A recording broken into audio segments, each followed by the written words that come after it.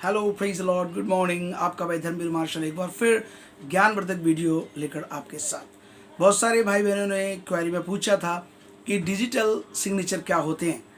आज मैं आपके बीच में डिजिटल सिग्नेचर क्या होते हैं और वो कैसे बनते हैं, उनका इस्तेमाल कहाँ कहाँ होता है, ये मैं आपके बीच में रहना चाहता हूँ। मैं फिर विश्वास करता हूँ कि मेरे इस चैनल को आप लाइक करें, सब्सक्राइब करें और शेयर करें, जिससे कि आपको और भी लोगों को ये नॉलेज मिल सके। खैर, आपका समय ना ज़्यादा लेते हुए मैं आगे चलता हूँ। पहली बार डिजिटल सिग्नेचर क्या होता है। डिजिटल सिग्नेचर एक ऐसी सिग्नेचर है, क्योंकि जब इंडिया डिजिटल इंडिया होने जा रहा है तो सिग्नेचर और बहुत सारी कॉपी, बहुत सारे फॉर्म सब डिजिटल हो गए हैं, इसलिए डिजिटल सिग्नेचर होना ज़रूरी है।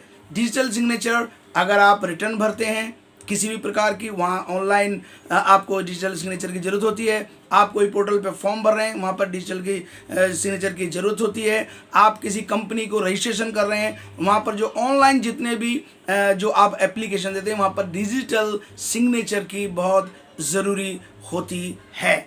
उसके बाद मैं आप बात करना चाहता हूँ ये कैसे मिलता है। बहुत सारे लोगों ने कहा कि हम व्हाट्सएप से फ़ोटो कर उसे अगर भेज देते हैं, क्या वो डिजिटल सिग्नेचर होता है? नहीं मेरे भाई बहनों, वो इस प्रकार का डिजिटल सिग्नेचर नहीं होता।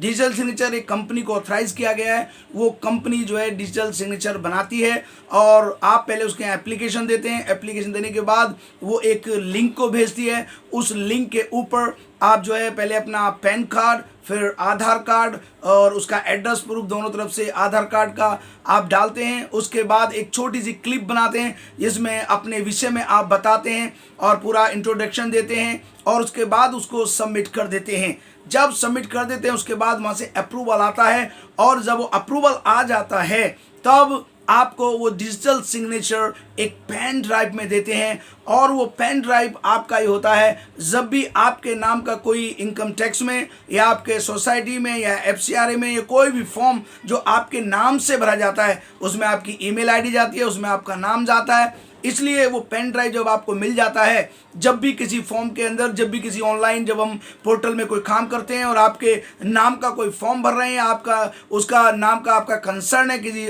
संस्था से, ऑर्गेनाइजेशन से, और आपके नाम से रिटर्न जाती है या आपके नाम से कोई कंपनी रजिस्टर हो रही है, तो उसमें उस पेन ड्राइव को डालते हैं। उस पेन ड्राइव में डिजिटल जो है उसका सिग्नेचर का सॉफ्टवेयर होता है और वो जैसे ही उसमें हम पेन ड्राइव में अपने कंप्यूटर में लगाते हैं, तभी वो जो है सॉफ्टवेयर उसको अपडेट कर देता है और बोल देता है से डिजिटल सिग्नेचर अप्रूव्ड। और जब डिजिटल सिग्नेचर अप्रूव्ड हो जाते हैं तब वो फॉर्म को सबमिशन में के लिए वो फॉर्म चला जाता है। अन्यथा अगर डिजिटल सिग्नेचर आपके नहीं होंगे तो उसको अप्रूवल नहीं देता है। इसलिए मैंने आपको बड़ी सादगी से और बड़ी सिंपलता से बता दिया है कि डिजिटल सिग्नेचर का एक सॉफ्टवेयर होता है जो पेन ड्राइव में कंपनी को ऑथराइजेशन होता है और वो पेन ड्राइव में डालकर आपके डिजिटल सिग्नेचर को वेरीफाई करके देती है और वो डिजिटल सिग्नेचर आपके पास रहता है। वो 3 साल के लिए वैलिडिटी होती है।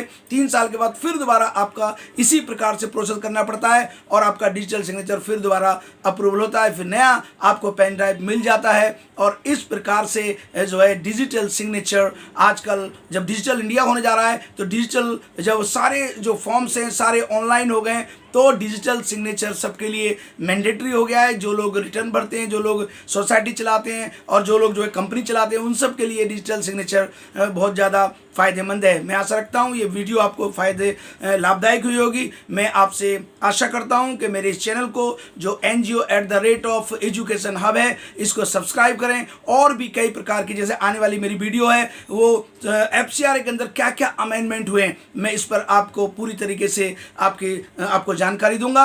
आपका भाई धर्मवीर मार्शल, आपका दिन शुभ रहे। God bless.